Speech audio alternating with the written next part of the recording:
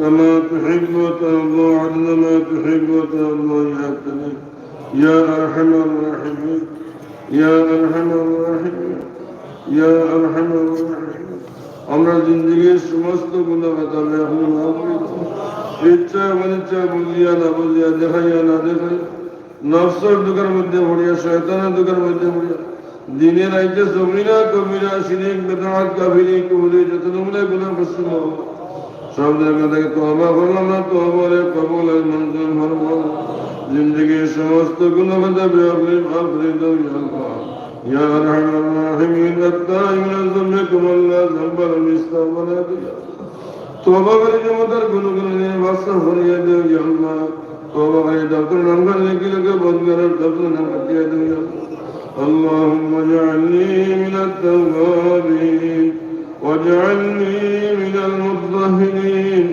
واجعلني من عبادك الصالحين واجعلني من الذين لا يخافون عليهم ولا هم يحزنون يا الله توبة سرقة تقدم في نصيب استقامة في الدين نصيب مغفرة عن رحمة توفيق دار مغفرة عن رحمة توفيق دار আপনার নামের মধ্যে মুসলিমদের ফায়দা করে দেবেন মর্তমান তওবা নসিব হলো ইয়া নবী সাল্লাল্লাহু আলাইহি ওয়াসাল্লাম দেখাই দেবে ঈমানের সাথে মুশাহাদাত খাতিমা বিল ঘর নসিব ফরমান ঈমানিয়ত মাসলে ঈমানের মধ্যে ঈমানের হেফাজত ফরমান ইয়া আল্লাহ আমরা ঈমানের হেফাজত ফরমান ইয়া আল্লাহ আমরা ঈমানের হেফাজত ফরমান ইয়া আরহামার রাহিমিন এবং আপনাকে কবুল ও মঞ্জুর ফরমান ইয়া আল্লাহ সুন্দর জীবন দিয়া আল্লাহ কবুল ও মঞ্জুর ফরমান বেয়াদব মুস্তাক মুসলিম মাফ করে দাও সহি কথা বলে আমল করার তৌফিক দান ফরমাও ইয়া আল্লাহ নেক হায়াত में कमल तौफीक बदामल हिफाजत फरमाओ मैं कामिल ईमान नसीब करो खाटी नमाजी बना दो अपना मोहब्बत दिए मलमल करो अपना मोहब्बत दिए मलमल करो अपना नफर में के हिफाजत फरमाओ अपना दरबार में फायदा खरीदो अपना हुक्म मनबा तौफीक दान फरमाओ अपना मर्जी उदम करो तौफीक दान फरमाओ अपना नाराज़गी में हिफाजत फरमाओ रूहानी जिस्मानी भी वसीला नसीब फरमाओ या अल्लाह रूहानी जिस्मानी भी वसीला नसीब फरमाओ अब अल्लाह इला कुदरत जीवन जीवन दर जीवन असमा माजिया कर दिया जिन्हें सनादा दे हिफाजत फरमाओ जिन्हें सना बहुत दे हिफाजत फरमाओ जानो तो फैसला करो या अल्लाह ए मुहतरम वक्त दे को सलात सलाम मदिया तैयबा हजरत नबी जो पर दे बख्शे दे या अल्लाह नबी निशान में बड़े मकाम नसीब फरमाओ قال قیامت میں رسول اللہ نے صحابہ کو رسول بنی بات ہوئی رضا نبی نے شفاعت نصیب فرمایا اس کا محبت یہ نہ دل میں فرمانا ہے جا سننا ہے جبر نمسلی کو تو من در فرمایا نبی سمست مجھ مرجگان نے مغفر زندہ مہرت نصیب فرمایا یا اللہ سمست انبیاء کرام امہات المؤمنین خلفاء راشدین صحابہ کرام صحابہ تابعین تبع تابعین مجتہدین سلف صالحین بزرگان دین زدہ بزرگی شمار درجہ دے مگر فرماؤ محدثین مفسرین قارئین علماء صلاح شہداء وشہداء بدر شہداء کرمان حضور حدیث بخشی یا اللہ ائمہ طریقات غالباً قدریہ چشتیہ نقشبندیہ مجددیہ حضرت محمدیہ خصوصاً حضرت شاہدنا مجدود رحمت اللہ علیہ تیسرا شاہدہ نے کے بڑے درجہ دے مگر فرمایا اللہ روحانی معجزت علماء کرو یا اللہ نصیحت طریقت درجہ مگر فرماؤ حضرت کرام بزرگان دین زدہ بزرگی سپور درجات بلند فرماؤ حین حاضر حتیم نصیب فرماؤ صحت بنصیب فرماؤ شدت برد شفادان فرماؤ درجات کلا وصیدے اندر سمائے طرف نصیب فرماؤ یا اللہ مار خندر بابا خندر مردی اندر معاف فرماؤ ششوات شریفت مردی اندر معاف حضر رحمت جڑی برساؤ زندہ بہر نصیب فرماؤ یا اللہ خصیت و قصر رحمت جڑی برساؤ اے اطور قصر رحمت جڑی برساؤ زندہ بہر نصیب فرماؤ لا نخیقون وصل مولا إن تعذبهم فإنهم عبادك إن تعذبهم فإنهم عبادك وإن تغفر لهم فإنك أنت العزيز الحكيم ربنا اصرف عنا عذاب جهنم إن عذابها كان غراما إنها ساءت مستقرا ومقاما يا أرحم الراحمين समस्त दीन कबूल मंजूर या अल्लाह दिन दिन तरफ नसीब फरमा मालिम हजरत अली बिन मुहम्मद मगर अथवा कबूल मंजूर জমিয়ে সরকার করে দিয়ে কবুলের মঞ্জুর ফরমাও সমস্ত মেয়েদের অসংখ্য কবুলের মঞ্জুর ফরমাও সমস্ত কুরবানি দিয়ে কবুলের মঞ্জুর ফরমাও দুনিয়া ও আখিরাত নিয়ে কবুলের দান ফরমাও বেমানা মুর্দেগান নিয়ে মাফ ফরমাও জিন্দা বাদ নসিব ফরমাও জয় বাকসলি ফুরা ফরমাও সমুখ আবাদ বলি হেফাজত ফরমাও বেমানা মুর্দেগান নিয়ে মাফ ফরমাও জিন্দা বাদ নসিব ফরমাও ইয়া আল্লাহ দারুল হাদিসে কবুলের মঞ্জুর ফরমাও দারুল তাফসিরে কবুলের মঞ্জুর ফরমাও দারুল ইফতারে কবুলের মঞ্জুর ফরমাও দারুল ইরশাদে কবুলের মঞ্জুর ফরমাও দারুল তাহমিলে কবুলের মঞ্জুর ফরমাও দারুল কুরাতে কবুলের মঞ্জুর ফরমাও দারুল ফজিলতে কবুলের মঞ্জুর ফরমাও দারুল হিকমতে কবুলের মঞ্জুর ফরমাও জামনা হওয়া সরবরে কবুলের মঞ্জুর ফরমাও দিন রকম নসিব ফরমাও দিন রকম নসিব ফরমাও সমস্ত তাদের গাইতে ফরমাও গাইবি ইনতা ফরমাও মুশকিল দিন আসান ফরমাও علم عمل بزق قاي فرما تعليم طول بزق قاي فرما طول بركة الفيصلة فرما منافق النفق حفاظ فرما حسن حسن حفاظ فرما معاني علمي حفاظ فرما جان مال عزت حفاظ فرما يا الله بشر مسلم حق فرما بشر مسلم حق فرما يا الله دغد المظلوم مسلم سجد فرما يا الله خاصة بشر مسلم حق فرما يا الله دغد نصيب فرما যারা আমাদেরকে দলের শাহাদাত নসিব করবো এত কুরবানি আল্লাহ এত অকুল বিনিময় মাওলা তোরা দেশাম সাথে করে দেবো মুজাহিদ আল্লাহ কবুলের মঞ্জুর ফরমা ইয়া আল্লাহ ঈমান এনে করার তৌফিক দান ফরমা ইস্তেকামাত নসিব ফরমা মজবুত সাথে ইয়া আল্লাহ জিহাদ তৌফিক দান ফরমা গাইডি ইমদাদ ফরমা ইয়া আল্লাহ গাইডি ইমদাদ ফরমা ইয়া আল্লাহ কদর মধ্যে মানে हमने সাহায্য করে গাইবি সাহায্য ফরমা ইয়া আল্লাহ গাইবি সাহায্য ফরমা আল্লাহ ইয়া আল্লাহ দিনদার কায়েম করে দাও ইয়া আল্লাহ এ আমাদের হালাকত ধ্বংস করে দাও মাওলা ওয়া মাকার আল্লাহ ওয়া মাকার আল্লাহ والله خير الماكرين إنهم يكيدون كيدا وأكيد كيدا فمهل الكافرين أمهلهم رويدا يا الله يا الله أصلت يا الله और रमेश रवायत अल्लाह की अल्लाह रवान रिश्ता बना दो और बनाए दो मौला या रहमान बिशर रहमान या रहमान اللهم اعز الاسلام والمسلمين اللهم انصر الاسلام والمسلمين واغفر للكفرة المبتدع والهنود اليهود والنصارى والمشركين اللهم شتت شمل الكافرين اللهم عزل جماعة الكافرين اللهم دمر ديارهم اللهم دمر ديارهم اللهم زلزل أقدامهم اللهم ألق في قبرهم اللهم خالف بين كلمتهم اللهم خذ مرز عزيز مقتدر اللهم أعلم من أزكى الذين أتردوها عن القوم المجرمين اللهم إنا نجعلك في نحورهم ونعوذ بك من شرورهم يا الله اللهم استر عوراتنا وآمن روعاتنا اللهم استر عوراتنا وآمن روعاتنا اللهم منزل الكتاب سريع الحساب اهزم الأحزاب اللهم اهزمهم وزلزلهم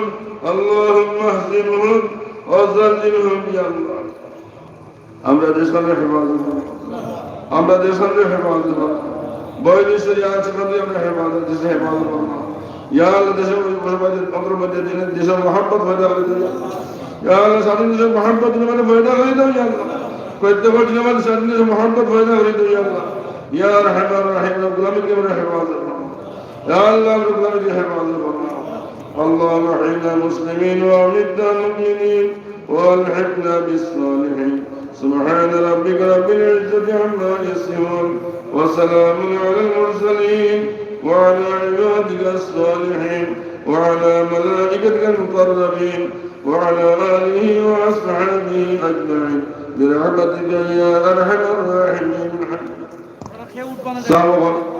আমরা তো দুইটা কথা আমার শরীর বলা যায় আমার মতো আপনারা মহব্বত আপনারা মন রাখবা লাগি আল্লাহ সন্তুষ্ট লেগে আমরা আপনার তো দাওয়াত যোগে দিই আগামী 22 জানুয়ারি রাগবি সাউন্ডের পাড়ি মাদ্রাসা জলসা পুরো শুভর দাওয়াত শুরু আর আপনারা ফতেপুর মাদ্রাসার বার্ষিক জলসা 11 ফেব্রুয়ারি